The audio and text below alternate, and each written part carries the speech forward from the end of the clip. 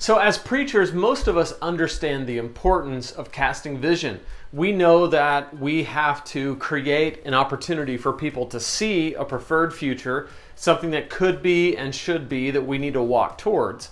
But there's an aspect of casting vision that I think is so simple and so vital that it could totally change the way that you speak about the future at your church. For that, stick around. This is Preaching Donkey. My name is Lane. It's so great to have you with us. If you're new, don't forget to hit that subscribe button, give this video a like, and share in the comments. I'd love to hear from you what you are going through at your church and what kind of stuff that you would like us to talk about here at Preaching Donkey. So a few years ago, I met with a pastor in my area.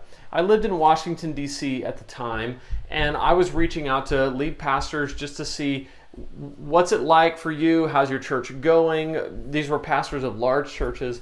One guy that I met with had started his church, he planted his church in 2003, and I met with him in 2015. So he was about 12 years in, and in that time, his church grew from just a few families, 20 or so people, to about 2,500 people in 2015. And so I was asking him, hey, kind of tell me what happened here? Like, what are the elements that went into this?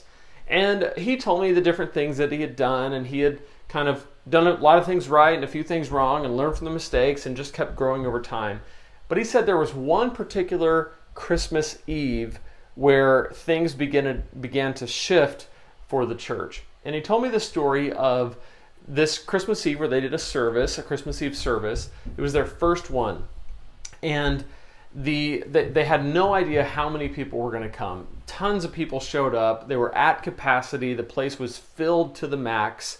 And so the school they were meeting in, they had filled every seat, standing room only, and they couldn't let any more people in.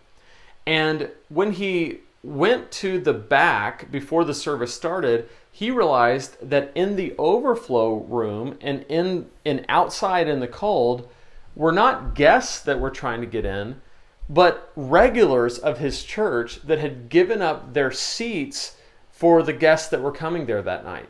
He realized that their most committed folks, who probably were there early, who probably had helped set up, were the ones that said, no, you take a seat, and I'm going to go sit back here because I want you to be able to experience this. I want you to be able to see who Jesus is and give your life to him. So they were willing to sacrifice their own comforts to make sure that other people could experience Jesus.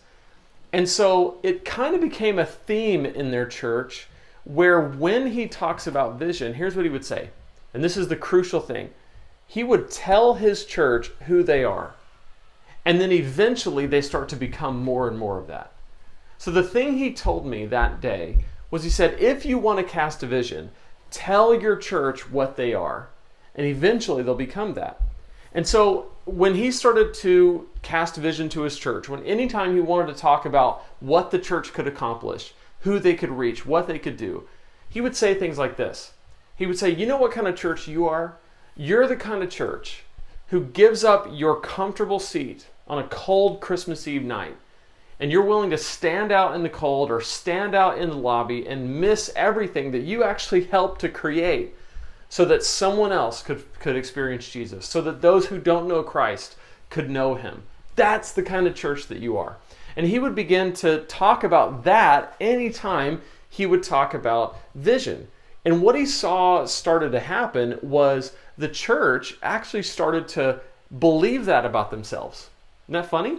Like it's actually, if you think about it, good leaders set high expectations and people meet those expectations. It's kind of like a teacher in a school.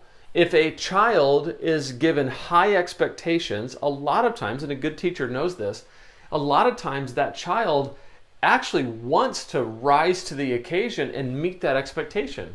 Because they think, wow, if he or she expects that out of me, then maybe I have something in me that I don't see, that she sees or he sees. And so people have a tendency to rise to high expectations and lower to low expectations.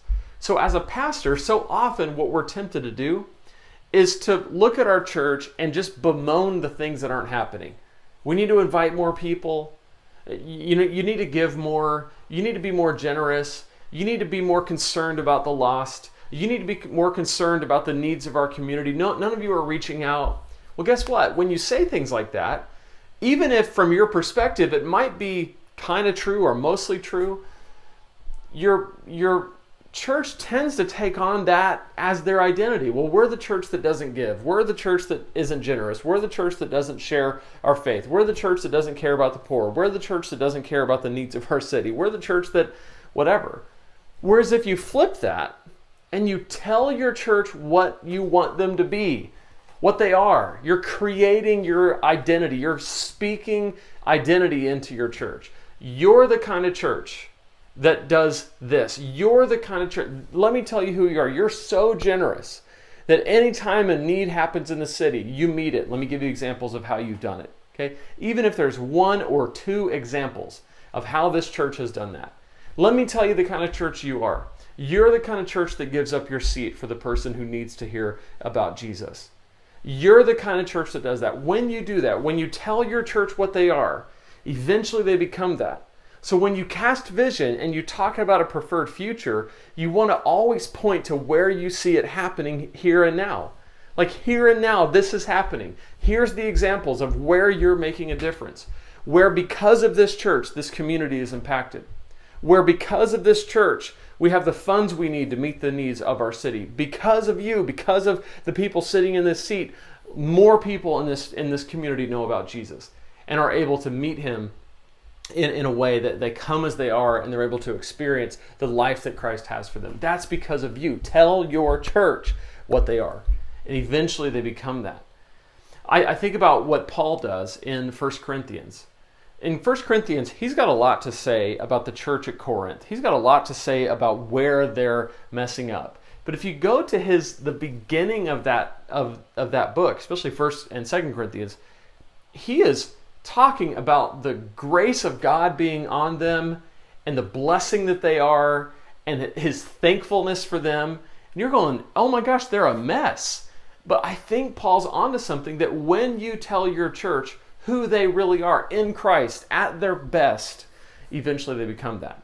So what difference does it make for you and me as we cast vision? Well, when you are wanting to set direction for your church, really think about, what do you want to see as a pastor? What do you want to see your people accomplishing, your church doing as a pastor? And then how do you speak that life into your people rather than telling them where they're failing? One of the things Andy Stanley says is that people respond way more to being inspired to do what's right rather than just be told that they're doing wrong. Now, there's room for both, but generally speaking, people will respond way more positively, and action actually takes place when they're inspired to do what's right. When they see a preferred future, when they can see a vision, when they're told this is who you are as a church. Most people say, well, then I want to be a part of that. That seems exciting. That seems fun. That seems like what we were made to do. That seems like what we were put on this planet and called to do as people. But when they're told you're not and you should and this church doesn't, eventually what happens is most people just kind of settle into that reality, and it just becomes a part of who they are as a church, which you do not want as a church leader. And so my encouragement to you, my challenge to you would be to take a play out of that pastor's playbook and say, how can we tell our church who they are? How can we speak the identity into them and say, this is who you are, and eventually you'll become that, and then show examples, even if it's just a few, of where that's happening. I think if you do that, what you'll begin to see happening is that over time, your church, the identity of it will begin to shift into what you see that God's calling you to accomplish as a church. So here's the thing. I know that as you think about how do you communicate vision in this way, a lot of times you might have the question of, okay, how do all these pieces fit together? Well, what is a way that I can preach like this to cast vision or to do other things we talk about here at Preaching Donkey to make your messages compelling and captivating to your listeners? Well, I've actually put together a guide. It's called the 21-Day Guide to Creating Killer Sermons. And it's basically just it's a 3-week guide, takes you through a 21-day process where week 1, week 2, and week 3, you go through 3 different stages of sermon preparation. And so no matter what level you are, if you're a complete novice or you've been preaching for a long time, there's something in this guide for you to show you how to study a passage in such a way that leads to a sermon. Because a lot of us, we may know how to study the Bible, but how do you study specifically for a sermon? What's the difference? How do you do that? And then how do you put together an outline that's compelling and captivating to your listeners? And then how do you take all of that and wrap it up into a sermon that you're ready to preach? So we're going to do that in this guide. Okay, so if you go to preachingdonkey.com/21 days, or there's a link in the description, you can just click on it. It'll take you straight there. It's free, and you can begin to do the kind of things we're talking about in this video and in other videos at Preaching Donkey. So like I said, don't forget to subscribe. Go ahead and hit that like button if you got value out of this, and share it with at least one other pastor so that they can see maybe just a new way to share vision in their church. We'll see you next time on the Preaching Donkey YouTube channel.